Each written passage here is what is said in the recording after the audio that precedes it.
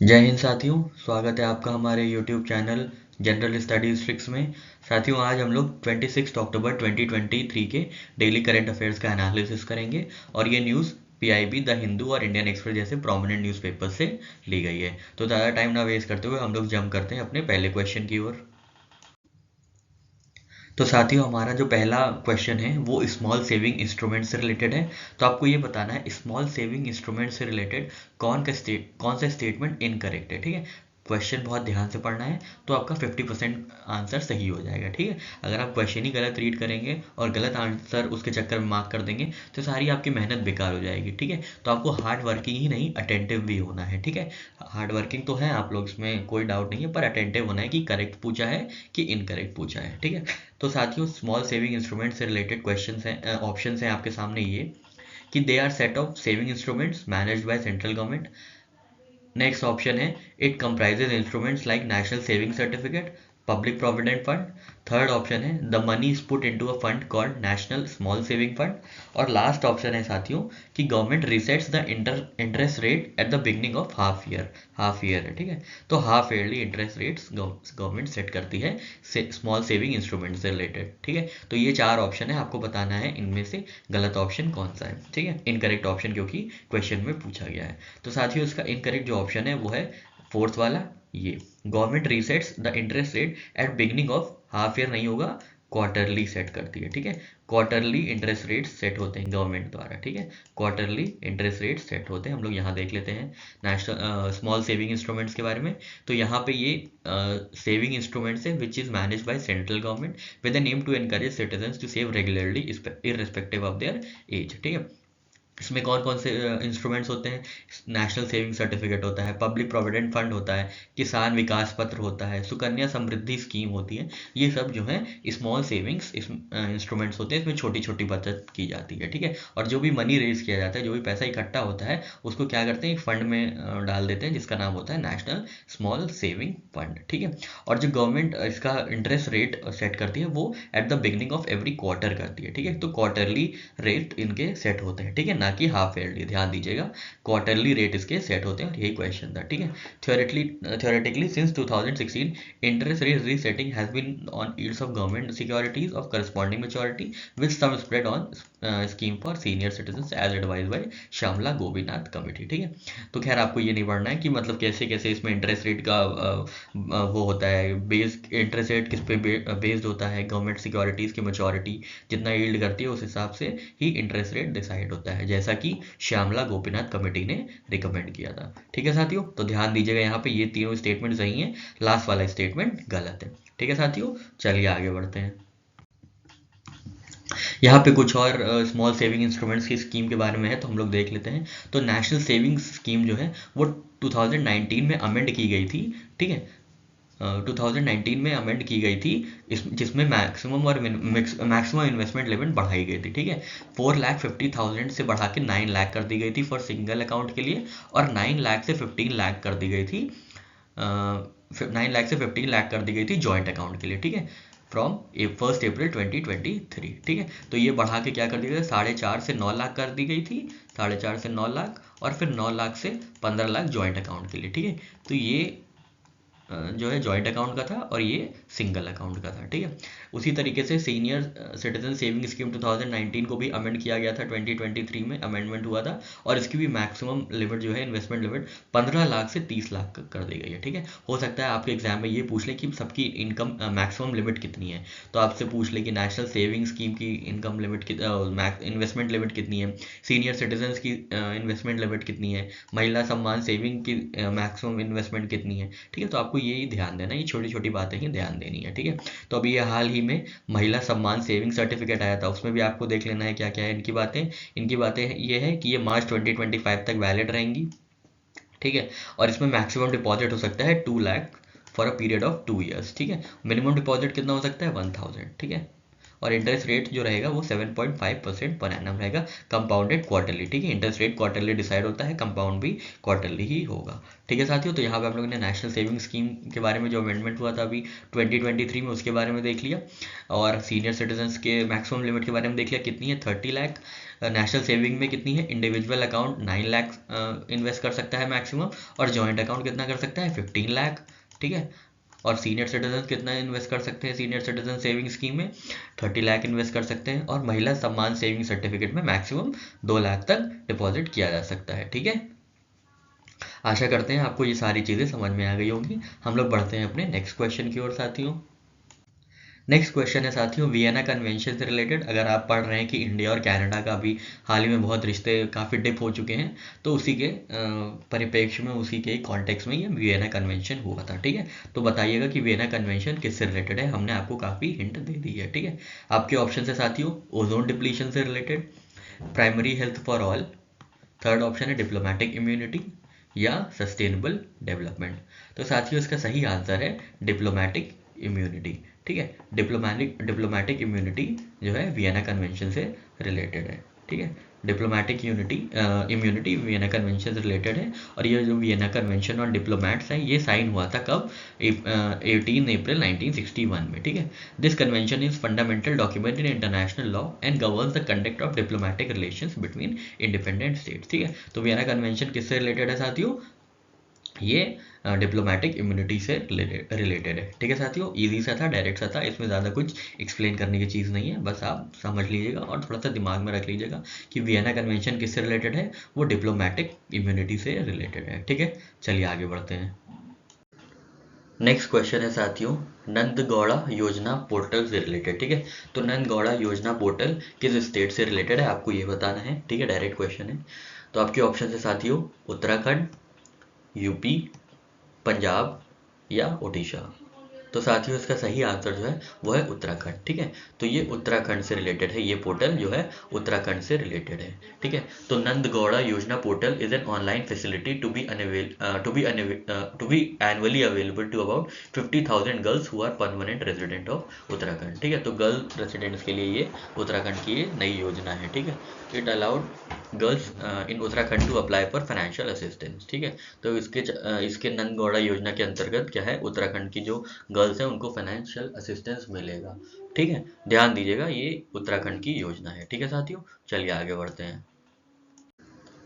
Next question है साथियों green credit programme से रिलेटेड। तो इंपॉर्टेंट क्वेश्चन है, इसका हम लोग थोड़ा सा, जब ये स्कीम नई नई आई थी तो हम लोग ने इसके बारे में थोड़ी सी बात की थी पिछले ही हफ्ते के करंट अफेयर्स में। अब इसका कुछ और चीज़ें इन्फॉर्मेशन सामने आई जिसके चलते ये क्वेश्चन फ्रेम हो गया है। ठीक है, तो आपको बताना है ग्रीन क्रेडिट प्रोग्राम से रिलेटेड कौन सा स्टेटमेंट इनकरेक्ट है। ठीक है, इनकरेक्ट है, ध्यान दीजिएगा।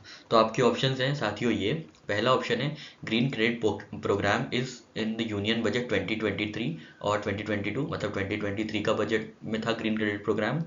नेक्स्ट ऑप्शन है it is led by ministry of environment forest and climate change.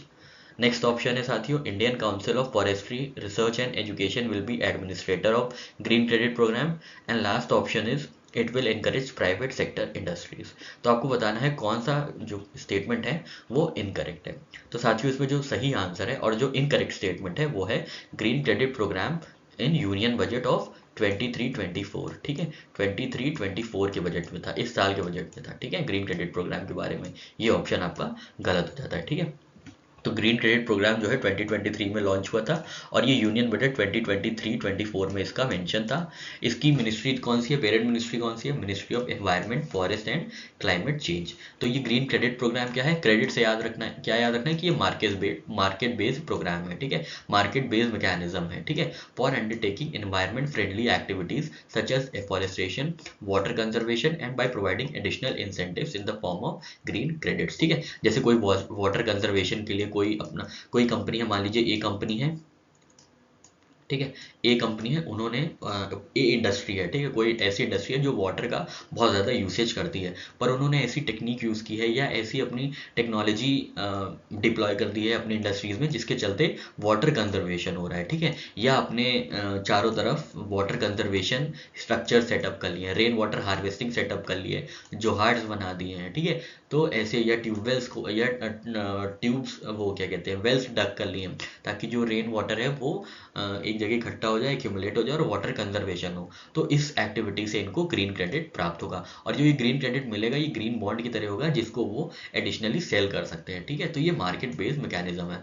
किसको सेल कर सकते हैं? जिसको डिमांड हो। मान लीजिए कोई बी कंपनी है, ठीक है, और उसने वो भी ऐसी इंडस्ट्री है जिसमें वाटर गजलिंग इंडस्ट्री है, उन्होंने बहुत ज़्यादा वाटर खर्च कर दिया है। अब उनको चाहिए कि ग्रीन क्रेडिट, उनको कोई ऐसा टेक्निक मिल नहीं रही है जिसके चलते वो अपना ग्रीन क्रेडिट ले पाए, तो वो क्या करेंगे, वो ग्रीन क्रेडिट इनसे खरीद लेंगे, ठीक है, ए इंडस्ट्री से ग्रीन क्रेडिट खरीद लेंगे, ठीक है। इससे क्या होगा, ग्रीन क्रेडिट को बढ़ावा मिलेगा और ग्रीन एक्टिविटीज़ भी जो है अपटेक करेंगे, ठीक है साथियों। तो ये छोटा सा मैकेनिज्म था, आशा करते हैं आपको समझ में आ गया होगा, और ग्रीन क्रेडिट प्रोग्राम से रिलेटेड हम लोग आगे और भी देखते हैं। अगर आपने करंट अफेयर्स फॉलो किया होगा तो कौन कौन सी एक्टिविटीज़ थी वो हमने तो पिछले हफ्ते के करंट अफेयर में बताया है और ट्रिक से बताया है। अगर आपने नहीं देखा है तो प्लीज़ चेक कर लीजिएगा। तो उसमें 8 एक्टिविटीज़ है जो ग्रीन क्रेडिट प्रोग्राम जिसके लिए लॉन्च किया गया है, ठीक है। 8 एक्टिविटीज़ है, उसमें से एफॉरेस्ट्रेशन है, वाटर कंजर्वेशन है, एग्रीकल्चर है, ऐसे कर करके 8 एक्टिविटीज़ है। तो आप एक बार जाके उसको चेक कर लीजिएगा, ठीक है। यहाँ पे हम लोग सिर्फ अब उनकी मेन फीचर्स की बात कर रहे हैं, ठीक है। चलिए आगे बढ़ते हैं साथियों।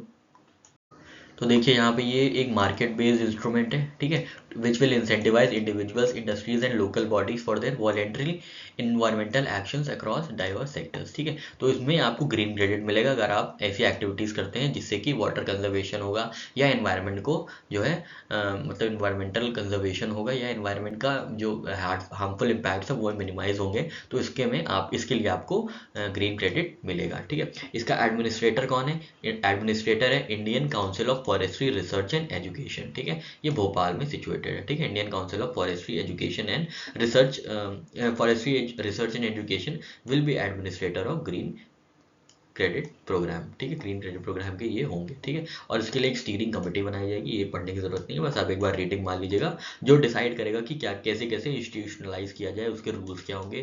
ग्रीन क्रेडिट सर्टिफिकेट, जैसे ग्रीन बॉन्ड्स होते हैं वैसे सर्टिफिकेट दिए जाएंगे। तो स्टीयरिंग कमेटी इस चीज़ के लिए सेट होगी, ठीक है। तो इसमें आपको ये देखना है कि ये 23-24 के बजट में आई है, ठीक है। Ministry of environment forest and climate change इसकी पेरेंट मिनिस्ट्री है, और जो एडमिनिस्ट्रेटर है वो कौन है? Indian council of forest research and education, ठीक है। और 8 एक्टिविटीज़ हैं, आप ध्यान रखिएगा, 8 एक्टिविटीज़ है इसमें, जिसको ट्रिक के माध्यम से बताया गया है हमारी पुरानी वीडियो में। तो आप देख लीजिएगा इंडेक्स में जाके कि कौन सी वो किस वीडियो में हमने ये बताया है, ताकि आपके लिए ईजी नेविगेट करना ईजी हो जाए, ठीक है साथियों। चलिए आगे बढ़ते हैं। नेक्स्ट क्वेश्चन है साथियों, प्रधानमंत्री अनुसूचित जाति अभ्युदय योजना से रिलेटेड, जिसको पीएम अजय भी बोला गया है। आपको बताना है कि इसमें कौन सा स्टेटमेंट गलत है, ठीक है, कौन सा स्टेटमेंट गलत है आपको ये बताना है, ठीक है। आपके ऑप्शंस हैं, it is a merge scheme of 3 centrally sponsored schemes. Next option है, it will reduce poverty of SC/ST communities. Third option है, दिस स्कीम हैज़ 3 कॉम्पोनेंट्स, ठीक है। और लास्ट ऑप्शन है साथियों, विलेज हैविंग 50% और more SC population are eligible for grants under the scheme for infrastructure development, ठीक है। तो यहाँ पे 4 ऑप्शंस आपको दे दिए गए हैं, आपको बताना है इनमें से करेक्ट कौन सा है, मतलब इनकरेक्ट कौन सा है, ठीक है। तो साथियों सेकेंड स्टेटमेंट इनकरेक्ट है, ये सिर्फ SC कम्युनिटी की जो है पावर्टी रिड्यूस करेगा, ST का कंपोनेंट नहीं है इसमें, ठीक है। चलिए हम लोग देख लेते हैं इसके बारे में। आपको नाम से ही पता चल जाएगा, प्रधानमंत्री अनुसूचित जाति के बारे में है, ना कि अनुसूचित जनजाति। जनजाति होता तब ST कम्युनिटी का ये स्कीम हो जाती है, ST कम्युनिटी के लिए भी एप्लीकेबल हो जाती, पर सिर्फ अनुसूचित जाति अभ्युदय योजना है तो सिर्फ SC कम्युनिटीज़ के लिए ये काम करेगी। तो कौन कौन सी स्कीम मर्ज की गई है इसमें? प्रधानमंत्री आदर्श ग्राम योजना, special central assistance to schedule caste sub plan and Babu Jagjivan Ram छात्रावास योजना, ठीक है। तो ये 3 जो सेंट्रली स्पॉन्सर्ड स्कीम्स है उनको मर्ज करके क्या बनाई गई है? प्रधानमंत्री अनुसूचित जाति अभ्युदय योजना, ठीक है। एक बार फिर से देख लेते हैं, आदर्श ग्राम Yojana, central assistance to schedule caste sub plan और बाबू जगजीवन राम छात्रावास योजना, ठीक है, बाबू जगजीवन राम छात्रावास योजना, ठीक है। तो आप याद रखिएगा पीएम अजय, ठीक है, पीएम अजय जो है, तो याद रखिएगा अजय के पास कार है, ठीक है, आपके लिए एक ट्रिक बना दी है ताकि आसानी रहे याद करने में कौन कौन सी स्कीम को मर्ज किया गया है, ठीक है। तो CAR,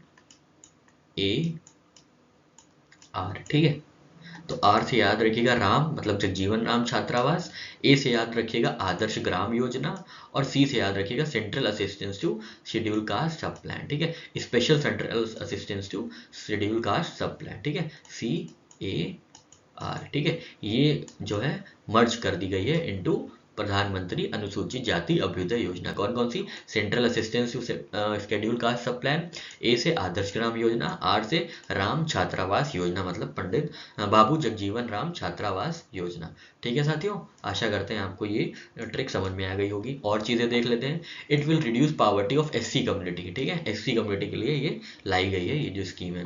by generation of additional employment opportunities through skill development, income generating schemes and other initiatives. This will improve socio-economic developmental indicators by ensuring adequate infrastructure and requisite services in SC dominated villages, ठीक है। आगे और चीज़ें इसके बारे में देख लेते हैं। तो साथियों अभी हम लोग ने देखा था ये 3 स्कीम्स को मर्ज करके पीएम अजय बनी है। कौन कौन सी स्कीम्स थी वो? सेंट्रल असिस्टेंस प्लान, ए से आदर्श ग्राम योजना, और आर से थी राम जगजीवन राम छात्रावास, ठीक है। इन तीनों को मर्ज करके ही पीएम अजय बनाया गया है, ठीक है। तो इसी के लिए इसके 3 कंपोनेंट हैं, वो भी वही कंपोनेंट है, आदर्श ग्राम योजना बनाया जाएगा। जो सेंट्रल असिस्टेंस था वो अब ग्रांट इन एड्स के नाम से, ग्रांट्स इन एड के नाम से जाना जाएगा, जो कि डिस्ट्रिक्ट और स्टेट लेवल प्रोजेक्ट्स के लिए होगा। और जो राम छात्रावास है, बाबू जगजीवन राम छात्रावास योजना थी, उसमें क्या होगा? उसमें भी हॉस्टल बनेंगे इन हायर एजुकेशनल इंस्टीट्यूशन, ठीक है, construction of hostels in higher educational institution, ठीक है। तो तीनों को मर्ज करके तीनों की ही कंपोनेंट बना दी गई है, ठीक है। तो एक स्कीम को मर्ज करके अब वो कंपोनेंट्स हो गए हैं, ठीक है। कौन कौन से? सेंट्रल असिस्टेंस जो कि ग्रांट एंड एड्स के नाम से जाना जाएगा, ग्रांट्स एंड एड के नाम से जाना जाएगा।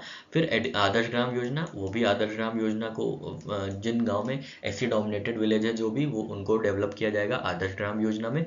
और आर से क्या था? राम छात्रावास, बाबू जगजीवन राम छात्रावास किस में कन्वर्ट हो गया है? Construction of hostel in higher educational institution, ठीक है। तो जो मर्ज था वही कॉम्पोनेंट बन गया, ठीक है। CAR आप याद रखेंगे, CAR, ठीक है। पीएम अजय कैसे याद रखेंगे? अजय के पास कार है, ठीक है। या तो आप याद रखिएगा अजय देवगन बहुत कार उड़ाते हैं ना अपने जो भी मूवीज रहती हैं, सिंघम हो गई, कोई भी और मूवी हो गई, उसमें एकदम कार तोड़ फोड़ मचाए रहते हैं कार को लेके ना। तो ऐसे याद रख सकते हैं कि कार से क्या है?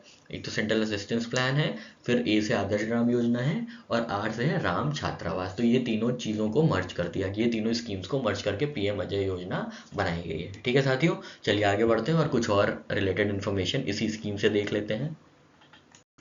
इसमें साथियों एलिजिबिलिटी क्राइटेरिया है कि जो भी विलेज 50% या मोर से ज़्यादा जिसमें SC पॉपुलेशन है वो है, they would be eligible for grants under the scheme for infrastructure development, ठीक है। तो जहाँ पे 50% से ज़्यादा SC डोमिनेटेड विलेजेस होंगे, SC डोमिनेटेड प्लेसेस होंगी, हैबिटेट्स होंगे, वहाँ पे जो है ग्रांट्स के लिए एलिजिबिलिटी होगी, ठीक है।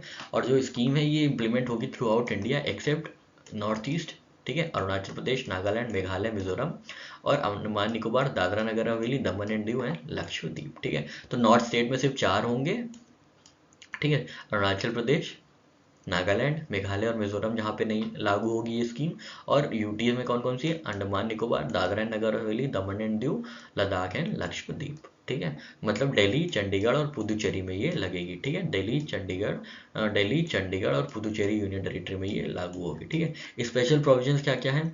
15% of total grants will be for women, ठीक है। तो विमेन, SC विमेन के लिए कितना होगा? 15% टोटल ग्रांट जो है, टोटल ग्रांट का 15% जो है वो SC विमेन एंटरप्रेन्योर्स को दिया जाएगा, ठीक है। 30% जो है वो यूटिलाइज किया जाएगा किसके लिए? इंफ्रास्ट्रक्चर डेवलपमेंट के लिए। At least 10% of funds for skill development, ठीक है। तो यहाँ पे कुछ मतलब ऐसे बाइफर्केशन क्या कहें, या तो एक अलॉटमेंट कर दिया गया कि 15% जो है वो SC विमेन एंटरप्रेन्योर्स को दिया जाएगा, 30% तक यूज़ होगा किसके लिए? इंफ्रास्ट्रक्चर डेवलपमेंट के लिए, और 10% का टोटल फंड का जो 10% होगा वो स्किल डेवलपमेंट के लिए यूज़ किया जाएगा, ठीक है साथियों। तो यहाँ पे हमारी ये स्कीम खत्म होती है। आशा करते हैं आपको सारी इन्फॉर्मेशन, सारी चीज़ें समझ में आई होंगी। नहीं आई होंगी तो एक बार फिर से आप जाके पीछे देख लीजिएगा, सब बहुत ही सिस्टमैटिकली तरीके से समझाया गया है, ठीक है साथियों। चलिए आगे बढ़ते हैं हम लोग। नेक्स्ट क्वेश्चन है साथियों फ्लोटिंग रेट सेविंग बॉन्ड से रिलेटेड। अभी आरबीआई ने बोला था कि फ्लोटिंग रेट सेविंग बॉन्ड भी वेब पोर्टल पर मिलना चाहिए, मतलब आप इसको ऑनलाइन खरीद सकते हैं। अभी तक क्या था ये फ्लोटिंग रेट सेविंग बॉन्ड, ये डेजिग्नेटेड ब्रांच ऑफ एसबीआई या कोई और अकाउंट्स और बैंक्स में मिलता था, ऑफलाइन जाके लेना पड़ता था, मतलब इन पर्सन जाके आपको लेना पड़ता था। पर अब आरबीआई ने बोला है कि ये जो है ये वेब पोर्टल पे भी अवेलेबल रहेंगे, ठीक है, तो इसलिए ये न्यूज़ इंपॉर्टेंट हो जाती है। तो आपको बताना है कि फ्लोटिंग रेट सेविंग बॉन्ड्स 2020 में क्या स्टेटमेंट है जो कि गलत है, ठीक है। तो आपके ऑप्शन है साथियों कि it was introduce by government of India on July 1 2020। Next option है F R S Bs are interest bearing non tradeable bond issued by government. Third option है repayable on expiration of 7 years from date of issue, ठीक है, तो floating rate saving bond में जो repayable होंगे वो after 7 years of purchase होंगे, ठीक है। और लास्ट ऑप्शन है साथियों कि non residents Indians are also eligible to invest in this bonds, ठीक है। तो आपको ये बताना है फ्लोटिंग रेट सेविंग बॉन्ड में कौन सा ऑप्शन गलत है, ठीक है, चूज द इनकरेक्ट ऑप्शन। तो साथियों इसका सही आंसर जो है वो लास्ट ऑप्शन है, ठीक है, non resident Indians are not eligible to invest in this bonds, ठीक है। यहाँ पे हम लोग देख लेते हैं फ्लोटिंग रेट सेविंग बॉन्ड के बारे में। तो ये इंटरेस्ट बेरिंग है, नॉन ट्रेडेबल है, जो कि गवर्नमेंट ऑफ इंडिया इशूड करते हैं, that are repayable on the expiration of 7 years from date of issue, जिस दिन से इशू होगा उसके 7 साल बाद इनका रिपेमेंट होगा, ठीक है। और इन बॉन्ड को कौन कौन परचेज कर सकता है, जो कि रेजिडेंट है इंडिया के, ठीक है, रेजिडेंट है इंडिया के, चाहे वो इंडिविजुअल कैपेसिटी में हो या जॉइंट बेसिस पे हो। पर एनआरआईज जो है एलिजिबल नहीं है इसमें, इस बॉन्ड में इन्वेस्ट करने के, ठीक है। तो एनआरआईज जो है वो इनएलिजिबल हैं फ्लोटिंग रेट सेविंग बॉन्ड में इन्वेस्ट करने के लिए, ठीक है। तो ध्यान दीजिएगा ऑप्शन अगर क्वेश्चन बनता है तो डेफिनेटली इसी डायमेंशन से बनेगा, क्योंकि बाकी और डायमेंशन बहुत ही इजी है, आप ये समझ जाएंगे, ये याद कर लेंगे कि 7 ईयर्स में रिपेमेंट होगा, इंटरेस्ट बेरिंग होगा, ऑब्वियसली नॉन ट्रेडेबल होगा, 2020 में लॉन्च हुआ है। पर ये याद रखना थोड़ा सा कन्फ्यूजन वाला हो जाता है कि एनआरआई इन्वेस्ट कर सकते हैं कि नहीं। तो याद रखिएगा फ्लोटिंग रेट सेविंग बॉन्ड में एनआरआई नहीं इन्वेस्ट कर सकते हैं, ठीक है। आशा करते हैं आपको सारी चीज़ें क्लियर हुई होंगी। चलिए आगे बढ़ते हैं। तो यहाँ पे देखिए reserve bank of India in consultation with government of India has expanded the range of products offered through RBI retail direct portal, ठीक है। तो रिटेल डायरेक्ट पोर्टल जो है ये वेब पोर्टल है जिससे आप गवर्नमेंट सिक्योरिटीज़ में, गवर्नमेंट बॉन्ड्स में इन्वेस्ट कर सकते हैं, ठीक है। तो अभी तक ये floating rate saving bond retail direct portal पे नहीं था, ठीक है, अब आ गया है, ठीक है। तो previously retail investors were allowed to invest in central government securities, treasury bills, state government securities and sovereign gold bonds through this portal, ठीक है। तो पहले क्या था, सिर्फ government security, treasury bill, state development securities और सोवरेन गोल्ड बॉन्ड्स ही retail direct portal से खरीदे जा सकते थे। अब क्या है, अब फ्लोटिंग रेट सेविंग बॉन्ड भी खरीदे जा सकते हैं, ठीक है। तो यहाँ देखिए prior to this floating rate saving bond was only available at designated branches of SBI, nationalized bank, private bank specified by RBI, ठीक है। तो पहले ये ऑफलाइन मतलब मिलते थे, इन पर्सन मिलते थे, ऑफिस में जाके मिलते थे, पर अब ये क्या है, ये these can be bought through retail direct portal, ठीक है। तो ध्यान दीजिएगा, अब ये इसीलिए ये न्यूज़ बनी है और इसीलिए हमको लगा कि आप लोग को फ्लोटिंग रेट सेविंग बॉन्ड के बारे में बता देना चाहिए, जो कि इसकी बैकग्राउंड नॉलेज भी होगी, और अगर आपसे करंट में भी पूछा जाएगा तो आप ऑब्वियसली बता पाएंगे कि ये अब रिटेल डायरेक्ट पोर्टल पे भी अवेलेबल है, ठीक है साथियों। चलिए आगे बढ़ते हैं। तो साथियों यहाँ पे फ्लोटिंग रेट सेविंग बॉन्ड के इंटरेस्ट रेट के बारे में बात कर लेते हैं। तो ये पेबल होगी सेमी एनुअली, ठीक है, और interest rate of bond would reset half yearly in sync with coupon payment date, ठीक है। तो अभी हम लोग ने सेविंग स्कीम में देखा था कि क्वार्टरली रीसेट होता है इंटरेस्ट रेट, यहाँ पे क्या है, यहाँ पे फ्लोटिंग रेट में यहाँ पे जो है हाफ ईयरली सेट होगा, ठीक है, यहाँ पे हाफ ईयरली सेट होगा। और अभी हम लोग ने पीछे देखा था रिपेबल कब है, आफ्टर एक्सपिरेशन ऑफ 7 ईयर्स, ठीक है। तो यहाँ पे कुछ और चीज़ें हैं, ट्रांसफरेबिलिटी है, ट्रेडेबिलिटी है, टैक्स ट्रीटमेंट है, ये सब आप एक बार पढ़ लीजिएगा, इतना ज़्यादा डीप में नहीं पूछेंगे, ठीक है। और आरबीआई रिटेल डायरेक्ट स्कीम के बारे में देख लेते हैं हम, जिसके अंतर्गत इसको लाया गया है, ठीक है। तो ये 2021 में लॉन्च हुआ था। ये वन स्टॉप सोल्यूशन है to facilitate investment in government securities by individual investors, ठीक है। तो रिटेल डायरेक्ट स्कीम स्कीम है मतलब इंडिविजुअल इन्वेस्टर के बारे में ही बात हो रही होगी। तो इसमें क्या है कि अब जो इंडिविजुअल्स हैं वो डायरेक्टली यहाँ से वेब पोर्टल से जो इन्वेस्टमेंट कर सकते हैं अपने गवर्नमेंट बॉन्ड्स में या स्टेट बॉन्ड्स में, ठीक है। तो there are 4 kind of government investments, ठीक है। There are 4 kind of government securities, कौन कौन सी? Treasury bills, government of India dated securities, state development loans और सोवरेन गोल्ड बॉन्ड्स, ठीक है। तो ये भी याद रख लीजिएगा, कभी कभी पूछ लेंगे, मान लीजिए पूछ लिया अगर आपसे कि आरबीआई रिटेल डायरेक्ट स्कीम के अंतर्गत कौन कौन से बिल्स आते हैं या कौन कौन सी सिक्योरिटीज आती हैं, तो आपको कम से कम ये सब याद रहना चाहिए, ठीक है। तो कौन कौन से हैं? ट्रेजरी बिल्स हैं, डेटेड सिक्योरिटीज है, स्टेट डेवलपमेंट लोन्स है और सोवरीन गोल्ड बॉन्ड्स है, ठीक है साथियों। तो आशा करते हैं आपको यहाँ पे सारी चीज़ें बैकग्राउंड और करंट दोनों ही आपको समझ में आया होगा। अब हम लोग बढ़ते हैं अपने नेक्स्ट क्वेश्चन की ओर। तो नेक्स्ट क्वेश्चन है साथियों, which of the following got ranking as second most polluted city according to IQAir, ठीक है। तो आपको बताना है किस सिटी में इंडिया को सेकंड रैंक मिली है for second most polluted state according to IQAir, ठीक है। तो आपके ऑप्शन है साथियों, गाजियाबाद, दिल्ली, मुंबई या लुधियाना। तो साथियों इसका आंसर गाजियाबाद नहीं है, इसका आंसर दिल्ली भी नहीं है, इसका आंसर है मुंबई, ठीक है साथियों। इसका आंसर क्या है? मुंबई है इसका सही आंसर। तो Mumbai which is second polluted major global city as quality versus, ठीक है। तो यहाँ पे आपने अगर न्यूज़पेपर पढ़ा होगा तो बहुत ही हेडलाइंस में थी कि जो मुंबई है वो सेकेंड मोस्ट पोल्यूटेड सिटी बनी है, मेजर ग्लोबल सिटी बनी है एज पर IQAir, ठीक है। और दिल्ली जो है वो 9th पे है, ठीक है। दिल्ली जो है 6th पे है, ठीक है। तो यहाँ पे पूरा IQAir का, ये देखिए ये IQAir है, यहाँ पे पूरा रैंकिंग दी हुई है। तो बीजिंग चाइना की सबसे ऊपर है एयर क्वालिटी, खराब एयर क्वालिटीज़ में, और मुंबई सेकेंड रैंक पे है, और दिल्ली इंडिया में जो है वो 6th रैंक पे है, ठीक है। तो ध्यान दीजिएगा IQAir के हिसाब से सबसे सेकेंड मोस्ट पोल्यूटेड सिटी कौन सी बनी है? मुंबई, ठीक है, मुंबई बनी, ठीक है। ध्यान दीजिएगा मुंबई है, ना कि दिल्ली गाजियाबाद, नॉर्थ इंडिया की सिटी नहीं है, ये मुंबई है, ठीक है साथियों। तो कैसे याद रखेंगे? एयर क्वालिटी, एयर नहीं ले सकते मुंह से, इतनी एयर क्वालिटी खराब है, ठीक है। एयर नहीं ले सकते मुंह से, मुंह से याद रखिएगा, मुंबई, ठीक है, मुंबई, ठीक है। छोटी सी ट्रिक थी आपके लिए, ठीक है। तो एयर क्वालिटी कितनी खराब है कि एयर नहीं ले सकते मुंह से, तो मुंह से क्या मतलब है? मुंबई। और एयर क्वालिटी मतलब एयर क्वालिटी बहुत ख़राब है, ठीक है। और IQAir के हिसाब से जो मुंबई है वो सेकेंड मोस्ट पोल्यूटेड सिटी है ग्लोबली, ठीक है। आशा करते हैं आपको ये समझ में आया होगा। चलिए आगे बढ़ते हैं। नेक्स्ट क्वेश्चन है साथियों आपके लिए, how much nitrogen does nano DAP have, ठीक है। नैनो फर्टिलाइजर में कितना % नाइट्रोजन होता है, आपको ये बताना है। क्योंकि अभी हाल ही में अमित शाह जी ने, जो कि हमारे होम मिनिस्टर साहब हैं, उन्होंने नैनो DAP प्लांट अभी कलोल गुजरात में इनॉग्रेट किया था, ठीक है।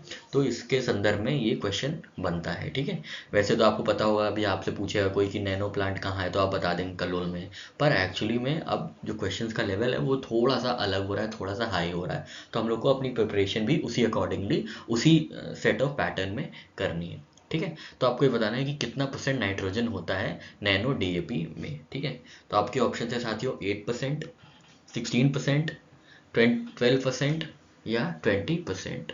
तो साथियों इसका सही आंसर है 8%, ठीक है। तो 8% जो होता है नैनो DAP में नाइट्रोजन होता है, ठीक है। तो अमित शाह ने इनॉग्रेट किया अभी nano DAP plant at Kalol in Gandhinagar Gujarat, ठीक है। Inaugurated nano DAP plant of Indian IFFCO का जो है नैनो DAP प्लांट कहाँ पे इनॉग्रेट किया गया है? तो कलोल में, गांधीनगर में, गुजरात में ये किया गया है, ठीक है। Nano DAP liquid is ground breaking product that contains 8% nitrogen और उसका डबल 16% फॉस्फोरस, ठीक है। कितना % नाइट्रोजन साथियों? 8% नाइट्रोजन और 16% फॉस्फोरस, ठीक है। और ये कहाँ वो इनॉग्रेट किया गया है? गुजरात में, ठीक है। तो याद रखिएगा नैनो यूरिया जो है या नैनो फर्टिलाइजर जो है, नैनो यूरिया याद रखिएगा, नैनो यूरिया रात में यूज़ होता है, ठीक है। कब होता है? रात में यूज़ होता है, ठीक है। रात से याद रखिए, गुजरात में इसकी जो है इफ्को की फैसिलिटी का इनॉग्रेशन किया गया है। गुजरात में कहाँ? कलोल में, ठीक है। तो वैसे आप याद रखिएगा गुजरात, तो डायरेक्टली गुजरात ही पूछेगा बहुत ज़्यादा, अगर उस एग्जामिनर को थोड़ा सा टफ बनाना होगा तो ऑब्वियसली सिटी का नाम पूछ लेगा, वरना तो वो स्टेट ही पूछेगा, ठीक है। तो नैनो डीएपी प्लांट कहाँ पे इनॉग्रेट किया गया है? तो नैनो फर्टिलाइजर हम कब यूज़ करते हैं साथियों? तो हम लोग रात में यूज़ करते हैं, मतलब गुजरात, ठीक है, मतलब गुजरात। और जी से ही गुजरात और जी से ही गांधीनगर, ठीक है, जी से ही गांधीनगर, ठीक है। तो यहाँ पे आप जी से, अगर आपको पता चल गया कि ये गुजरात में है, तो आप ध्यान लगा लीजिएगा कि हमने क्या बताया था कि जी से ही गुजरात है और जी से ही गांधीनगर है, ठीक है। ठीक है साथियों, आशा करते हैं आपको ये ट्रिक छोटी सी समझ में आई होगी। ये हैक है, आप ध्यान दीजिएगा। ऐसी छोटी छोटी हैक से हम लोग को अपना एग्जाम क्वालिफाई कर लेना है, ठीक है।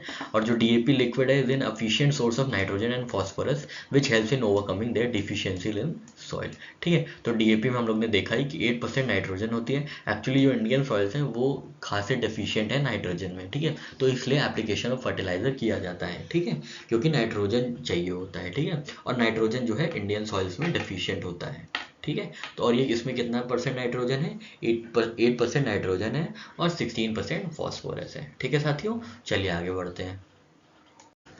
नेक्स्ट क्वेश्चन है साथियों, पीएम श्री स्कीम से रिलेटेड। अभी हाल ही में एजुकेशन मिनिस्टर ने आईसीटी लैब्स खोली हैं, आईसीटी लैब्स का इनॉग्रेशन किया है हरियाणा रोहतक में, पीएम श्री स्कीम्स का, पीएम श्री स्कूल्स का, ठीक है। तो पीएम श्री स्कीम किस लिए? तो this will turn existing government school into model schools, ठीक है। तो श्री स्कीम से क्या होगा, जो है ये टर्न करेगा क्या, existing government schools into modern schools, ठीक है। तो स्कीम का क्या मतलब है कि ये जो स्कीम है, इसके अंतर्गत जो गवर्नमेंट स्कूल्स हैं उनको मॉडल स्कूल्स, एक बेहतरीन स्कूल्स के तरीके से जो है डेवलप किया जाएगा, चेंज किया जाएगा, ट्रांसफॉर्म किया जाएगा। तो आपको ये बताना है कि जो पीएम श्री स्कीम से रिलेटेड कौन सा स्टेटमेंट इनमें से इनकरेक्ट है। तो आपके ऑप्शन है साथियों, ये पहला ऑप्शन है कि scheme will be implemented as central sector scheme, ठीक है। नेक्स्ट ऑप्शन है साथियों, total project cost of 27,000 crore for a period of 5 years will be used, ठीक है। नेक्स्ट ऑप्शन है, this will transform nearly 14,500 schools across the country. और last option है, school quality assessment framework is being developed to measure the progress of this of performance of this schools, ठीक है। तो आपको जानना है इसमें से जो है गलत स्टेटमेंट कौन सा है। तो साथियों इसमें गलत स्टेटमेंट जो है वो है पहला, कि जो कि सेंट्रल सेक्टर स्कीम नहीं है, ये सेंट्रली स्पॉन्सर्ड स्कीम है, ठीक है। याद रखिएगा, ये सेंट्रली स्पॉन्सर्ड स्कीम है, ठीक है, सेंट्रली स्पॉन्सर्ड स्कीम है। अभी यूनियन मिनिस्टर ऑफ एजुकेशन ने इनॉग्रेट किया था ICT labs for PM Shri schools on 25 October at Rohtak Haryana, ठीक है। स्कीम क्या है, this will turn existing government school into model schools. Model school का क्या मतलब होता है, हाई क्वालिटी एजुकेशन होगी, इक्विटेबल इंक्लूसिव जॉयफुल एनवायरनमेंट होगा, that can take care of diverse background multilingual needs and academic abilities of children, ठीक है। तो ये जो है पीएम श्री स्कीम जो है वो रेड स्कीम है, ठीक है। कैसे याद रखेंगे, जो पीएम श्री स्कूल्स हैं उनका जो कलर है वो रेड है, ठीक है। पीएम श्री जो स्कूल है वो कौन से कलर का है साथियों, रेड। रेड से क्या याद रखेंगे, ये स्पॉन्सर्ड स्कीम है, ठीक है, RED, ठीक है। इसके लिए छोटा सा हम लोग ने हैक बना लिया, RED, ठीक है, RED, ठीक है। तो ये रेड मतलब जो पीएम श्री स्कूल्स हैं वो रेड कलर के हैं। रेड कलर के क्यों है, क्योंकि ये रेड स्कीम है। रेड स्कीम मतलब स्पॉन्सर्ड स्कीम है, ठीक है, सेंट्रल सेक्टर की स्कीम नहीं है। बाकी सारे डेटा यही है कि ये 5 years के लिए है, 23 से 27 तक चलेगी। 14,500 स्कूल्स को ट्रांसफॉर्म किया जाएगा, ठीक है। It will showcase all components of national education policy 2020। और इसी के लिए स्कूल क्वालिटी असेसमेंट फ्रेमवर्क भी लाया जाएगा to measure the progress and performance of this schools, ठीक है। तो आपसे पूछ लिया जाएगा स्कूल क्वालिटी असेसमेंट फ्रेमवर्क किसके लिए, तो आप याद रखिएगा ये पीएम श्री स्कूल के लिए है, ठीक है। तो एक ही कंटेंट से कई क्वेश्चंस बन सकते हैं, आप ध्यान दीजिएगा, ठीक।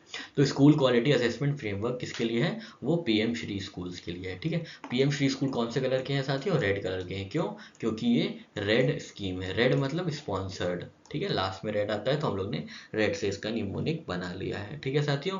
आशा करते हैं आपको ये चीज समझ में आई होगी। बढ़ते हैं अपने नेक्स्ट क्वेश्चन की ओर। नेक्स्ट क्वेश्चन है साथियों, where was star party 2023 organised, ठीक है। तो स्टार पार्टी 2023 कहाँ ऑर्गेनाइज की गई थी, आपको ये बताना है। तो आपके ऑप्शन हैं बेंगलुरु में, लद्दाख में, कच्छ में या केरला में। तो साथियों इसका सही आंसर है ये लद्दाख में ऑर्गेनाइज किया गया था, ठीक है। Hanle dark reserve, dark sky reserve में इसका ऑर्गेनाइजेशन, इसका ये ऑर्गेनाइज हुआ था, ठीक है। In first of its kind Indian institute of astrophysics hosted official star party 2023, ठीक है। तो ये कोई बॉलीवुड स्टार की पार्टी नहीं है, ये एक्चुअल में जो एस्ट्रोलॉजिकल एस्ट्रोनॉमिकल चीज़ है, एस्ट्रोलॉजिकल चीज़ है, उसकी स्टार पार्टी है, ठीक है। तो astrophysics, Indian institute of astrophysics ने ये पार्टी होस्ट की थी जिसका नाम था star party 2023 at Hanle dark reserve in eastern Ladakh, ठीक है। तो स्टार पार्टी कहाँ हुई थी? लद्दाख में हुई थी, ठीक है। स्टार पार्टी कहाँ हुई थी साथियों, याद रखिएगा।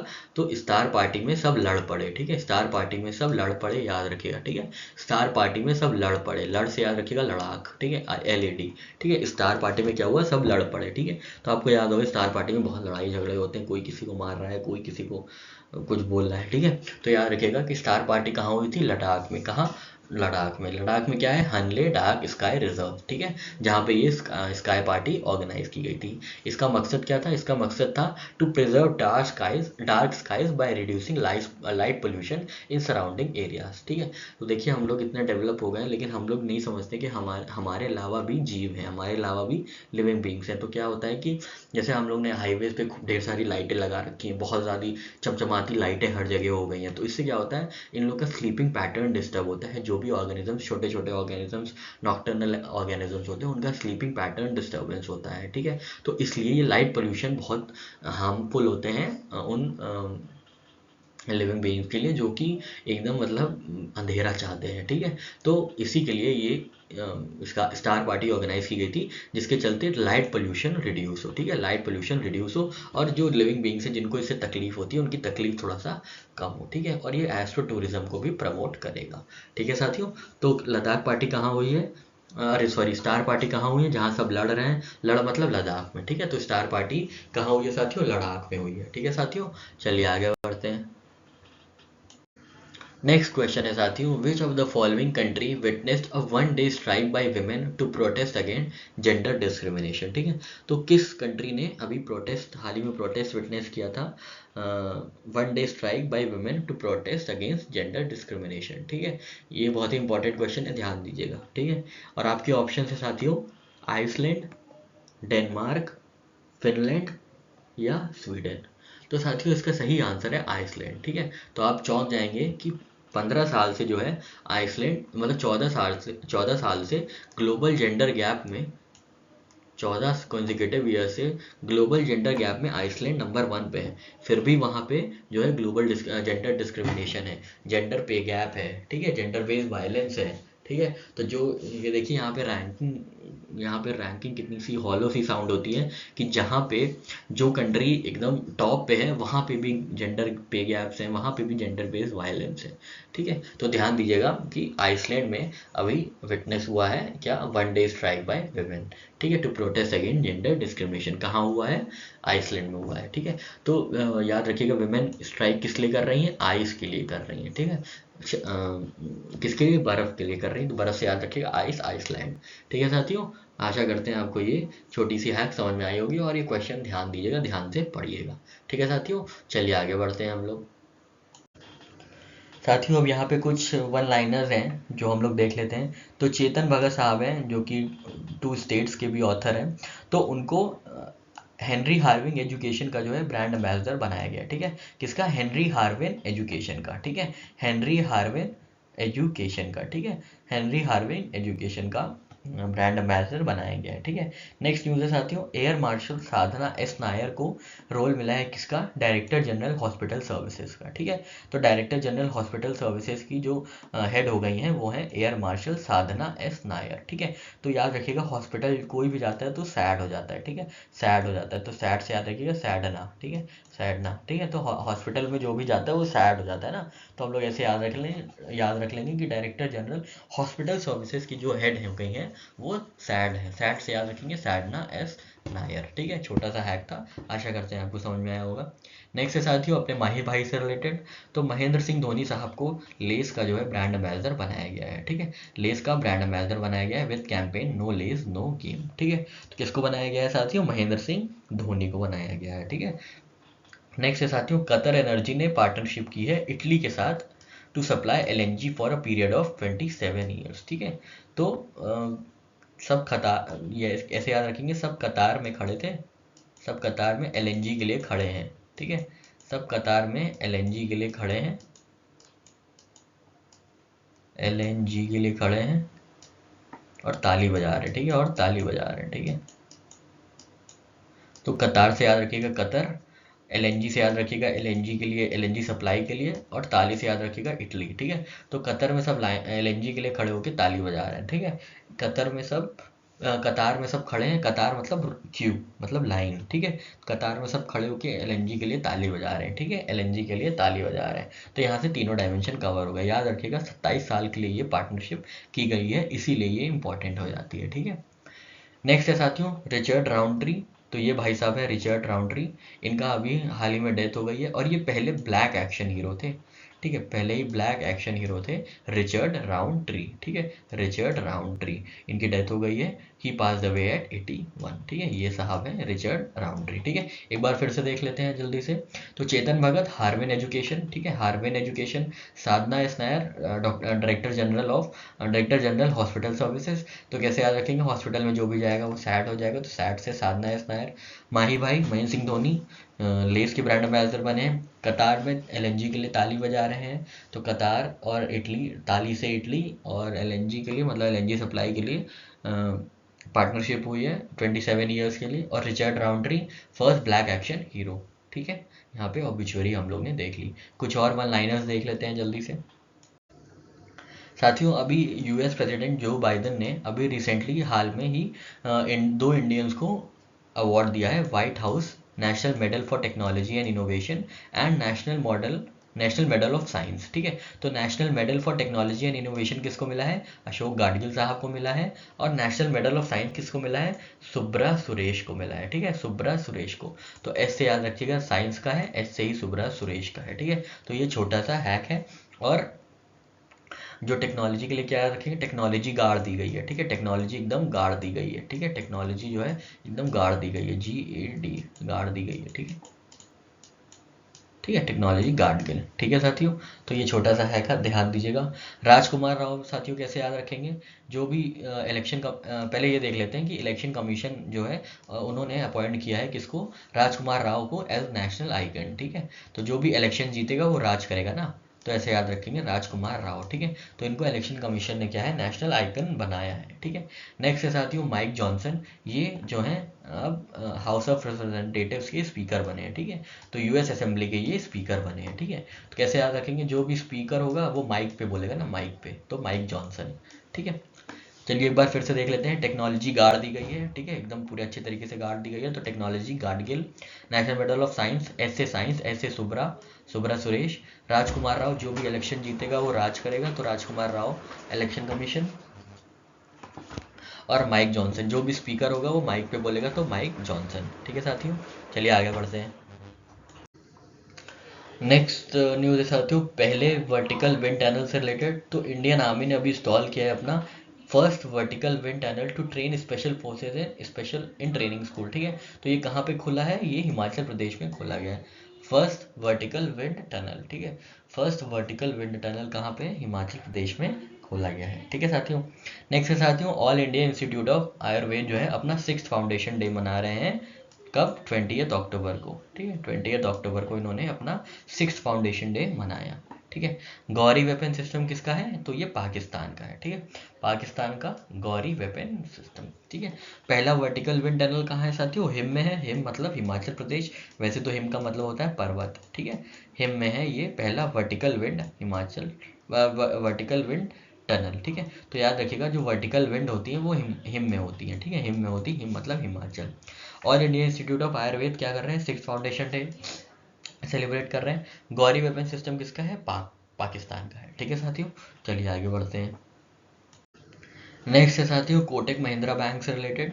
तो कोटक महिंद्रा बैंक और national e governance services limited ने साइन किया है, क्या पार्टनरशिप की है फॉर इलेक्ट्रॉनिक बैंक गारंटी। ठीक है, तो कोटक महिंद्रा बैंक और नेशनल ई गवर्नेंस सर्विसेज क्या लॉन्च करेंगे अब मिलके, e bank guarantee, electronic bank guarantee. ठीक है, इलेक्ट्रॉनिक बैंक गारंटी क्या है, ये डिजिटल इक्विवेलेंट है of traditional paper based bank guarantee. ठीक है, तो आप कुछ लेते हैं या तो बैंक गारंटी देता है उसकी या लेता है तो उसका जो है वो ट्रेडिशनल पेपर रहता है और उसका डिजिटाइज वर्जन है इलेक्ट्रॉनिक बैंक गारंटी। ठीक है, इलेक्ट्रॉनिक बैंक गारंटी। तो कोटक महिंद्रा ने किसके साथ पार्टनरशिप की है, NESL के साथ, national e governance services limited के साथ। ठीक है साथियों, चलिए आगे बढ़ते हैं। नेक्स्ट है साथियों वर्ल्ड एनर्जी आउटलुक कौन रिलीज करता है, इंटरनेशनल एनर्जी एजेंसी। ठीक है, इंटरनेशनल एनर्जी एजेंसी क्या करता है, वर्ल्ड एनर्जी आउटलुक रिलीज करता है। बन्नी क्या है, बन्नी फेस्टिवल है कहाँ का, आंध्र प्रदेश का। ठीक है, आंध्र प्रदेश का जो है फेस्टिवल है बन्नी। ठीक है, बन्नी फेस्टिवल मतलब दशहरा का है। ठीक है, तो ये विजयदशमी के दिन सेलिब्रेट किया जाता है। ठीक है, बन्नी। ठीक है, कैसे याद रखेंगे, Andhra Pradesh A and B। ठीक है, A and B। ठीक है, ए से याद रखिएगा आंध्र प्रदेश है ना कि अरुणाचल प्रदेश, ए से आंध्र प्रदेश और बी से ही बन्नी। ठीक है, और ये विजयदशमी के दिन सेलिब्रेट किया जाता है। मध्य प्रदेश में क्या हुआ है, मध्य प्रदेश ने डिक्लेयर किया है महुआ एज हेरिटेज लिकर। ठीक है, महुआ एज हेरिटेज लिकर। तो जो जो महुआ पीते हैं वो मैड हो जाते हैं। ठीक है, जो जो महुआ पीते हैं वो मैड हो जाते हैं, मैड से मतलब मध्य प्रदेश। ठीक है, तो जो महुआ पीते हैं वो मैड हो जाते हैं, ध्यान रखिएगा। ठीक है, तो मध्य प्रदेश क्या डिक्लेयर किया है, महुआ एज हेरिटेज लिकर। तो महुआ ने क्या, महुआ एज अ हेरिटेज लिकर किसने मतलब डिक्लेयर किया है, तो याद रखेंगे महुआ पी के क्या होते हैं, मैड हो जाते हैं। तो मध्य प्रदेश ने डिक्लेयर किया है महुआ एज हेरिटेज लिकर। ठीक है, एक बार फिर से देख लेते हैं, वर्ल्ड एनर्जी आउटलुक कौन रिलीज करता है, इंटरनेशनल एनर्जी एजेंसी। बन्नी क्या है, A and B, मतलब आंध्र प्रदेश में बन्नी सेलिब्रेट किया जाता है विजयदशमी के दिन। और मध्य प्रदेश में क्या किया है, मध्य प्रदेश ने महुआ को कौन किस किस स्टेट ने हेरिटेज ड्रिंक घोषित किया है, डिक्लेयर किया है, तो महुआ पीने से मैड हो जाते हैं, मतलब मध्य प्रदेश ने महुआ को हेरिटेज लिकर घोषित किया है। ठीक है साथियों, चलिए आगे बढ़ते हैं। नेक्स्ट है साथियों 25/25 टारगेट। तो ये यूनाइटेड नेशंस का टारगेट है to reduce risk of premature death from non communicable diseases by 25% by 2025। ठीक है, या तो यहाँ पे एक 25 का मतलब है 25% और एक का मतलब है 2025। और ये यूनाइटेड नेशंस का इनिशिएटिव है, ध्यान दीजिएगा, यूनाइटेड नेशंस का इनिशिएटिव है। तो उसमें क्या होगा, ये 4 मेजर नॉन कम्युनिकेबल डिजीज को रिड्यूस करेंगे। कौन कौन सी, cardiovascular, chronic respiratory, diabetes and cancer. ठीक है, तो cardiovascular, chronic respiratory, diabetes and cancer को ये 25% तक रिड्यूस कर देंगे वर्ल्ड से बाय 2025। इन्होंने बोला है, ये यूनाइटेड नेशंस ने बोला है ये। ठीक है साथियों, आशा करते हैं आपको ये क्लियर होगा। चलिए आगे बढ़ते हैं साथियों, ये लास्ट स्लाइड है इस सेशन की, इसके बाद ये सेशन हमारा समाप्त हो जाएगा।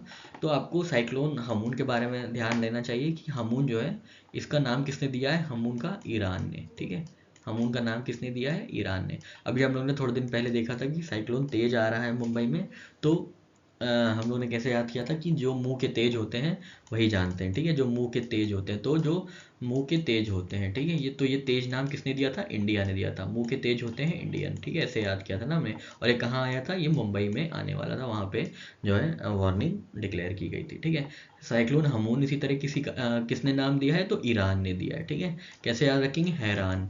ठीक है, हैरान हो गए। ठीक है, साइक्लोन देख के हैरान हो गए। तो ये IRAN तो हैरान का IRAN तो ईरान हो गया, और HA से याद रखेंगे हमून। ठीक है, HA से हमून। ठीक है, तो साइक्लोन देख के हैरान हो गए। क्यों हैरान हो गए, क्योंकि HA से हमून है और IRAN से ईरान है, तो हमून का नाम जो दिया है वो ईरान ने दिया है। ठीक है, तो हैरान हो गए। ठीक है, तो इसमें हमून नाम भी है और किसने दिया है, वो भी नाम है, ईरान ने दिया है। ठीक है साथियों, आशा करते हैं आपको ये समझ में आ गया होगा। ये ट्रिक छोटी सी जो आपके लिए बनाई थी समझ में आ गई होगी। साथियों, यहाँ पे आज का हमारा 26 अक्टूबर 2023 का करंट अफेयर एनालिसिस खत्म होता है। आशा करते हैं आपको जो भी स्कीम्स है, जो भी फैक्चुअल एनालिसिस है, सब आपको समझ में आया होगा, ट्रिक्स आपको अच्छे लगे होंगे। नहीं अच्छे लगे तो प्लीज़ कंस्ट्रक्टिव क्रिटिसिज्म आप दे सकते हैं, कमेंट सेक्शन में बिल्कुल खुला है, आप जो भी बोलना चाहें बोल सकते हैं। नहीं बोलना चाहे तो कोई ज़बरदस्ती नहीं, आप बिल्कुल मत बोलिए। आप आपको अच्छा लगता है तो आप देखिए, नहीं अच्छा लगता है तो बहुत से टीचर्स हैं, नहीं आप खुद भी पढ़ सकते हैं, ठीक है। तो कोई प्रेशर नहीं है, लेकिन हाँ प्रेशर इस बात का आप जरूर लीजिए कि आपको जल्दी से जल्दी कोई भी गवर्नमेंट सर्विस जो भी आप एग्ज़ाम के लिए एस्पायर कर रहे हैं उसको क्वालिफाई करिए, खूब मेहनत करिए, ठीक है साथियों। और मेहनत के साथ साथ अपना ख्याल रखिए, अपने मम्मी पापा का ख्याल रखिए। हम लोग कल मिलेंगे 27 अक्टूबर के साथ, 27 अक्टूबर के एनालिसिस के साथ। तब तक के लिए साथियों, जय हिंद, जय भारत।